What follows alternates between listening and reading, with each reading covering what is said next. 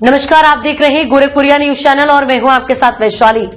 बिहार की राजनीति में नया मोड़, बीजेपी हुई मजबूत, नीतीश ने दिखाया बड़ा दिल। पटना में बिहार की राजनीति में एक बार फिर नया मोड़ आ गया है।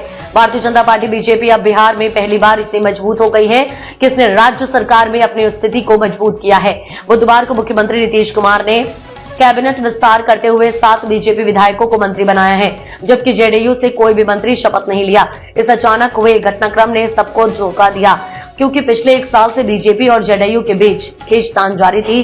अब सवाल ये उठता है कि अचानक क्या हुआ कि जेडीयू ने बिना किसी आपत्ति के बीजेपी को मंत्री पद सौंप दी।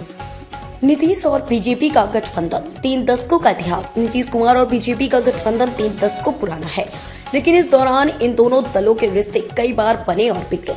नीतीश ने बीजेपी के साथ गठबंधन तोड़ा और फिर 2024 में एक बार फिर बीजेपी के साथ मिलकर सरकार बनाई।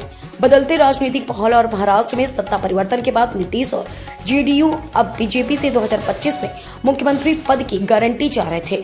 मोदी सरकार का बिहार को उपहार प्रधानमंत्री नरेंद्र मोदी ने बिहार के लिए पहली बार आम बजट में बड़ा तोहफा दिया, जिसमें राज्य के विकास के लिए कई योजनाओं की घोषणा की। इसके बाद मोदी ने भागलपुर रैली में नीतीश कुमार को लाडला मुख्यमंत्री कहकर उनका सम्मान बढ़ाया। बीजेपी की ताकत का बढ़ना। बीजेपी जो पहले जेडीयू के मुकाबले पीछे चल रही थी, अब बिहार सरकार में एक बड़े भाई के रूप में उभरी है।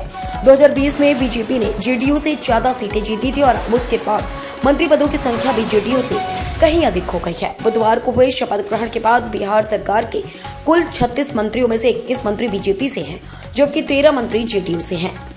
बीजेपी का दिल बड़ा होना। बीजेपी ने पहले भी 2020 में जेडीयू को ज्यादा सीटें मिलने के बावजूद नीतीश कुमार को मुख्यमंत्री बनने का मौका दिया था। इस बार भी जब नीतीश कुमार ने बीजेपी से रिश्ते तोड़े और आरजेडी से हाथ मिलाया, फिर भी बीजेपी ने उन्हें सम्मान देना जारी रखा। नीतीश के राजनीतिक मजबूरी। हालांकि बिहार में बीजेपी सबसे बड़ी पार्टी है, लेकिन प्रधानमंत्री मोदी ने जब नीतीश कुमार को अपना लाडला मुख्यमंत्री करार दिया तो जेडीयू के पास कोई मौका नहीं बचा कि वे इसका विरोध करे या ना खुशी जाहिर करे। मोदी सरकार ने बिहार को एक उदार बजट दिया और नीतीश कुमार के चेहरे को स्वीकार किया। बिहार में बीजेपी की बढ़ती ताकत और नीतीश कुमार की राजनीतिक मजबूरी यह संकेत देती है कि आने वाले चुनावों में बीजेपी और जेडीयू के गठबंधन की राजनीति और भी मजबूत होगी। नीतीश कुमार ने अपनी चुप्पी साधे रखी और बीजेपी के साथ रिश्ते में सामंजस्य बनाए रखा है। बिहार विधानसभा चुनाव 2025 में यह देखना दिलचस्प होगा कि क्या नीतीश कुमार और बीजेपी का यह गठबंधन फिर से एक नई दिशा में जाएगा या यह नया समीकरण बिहार की राजनीति में स्थिरता लाएगा। अब तक के लिए इतना ही। वीडियो को लाइक और शेयर करें और चैनल को सब्सक्राइब करें।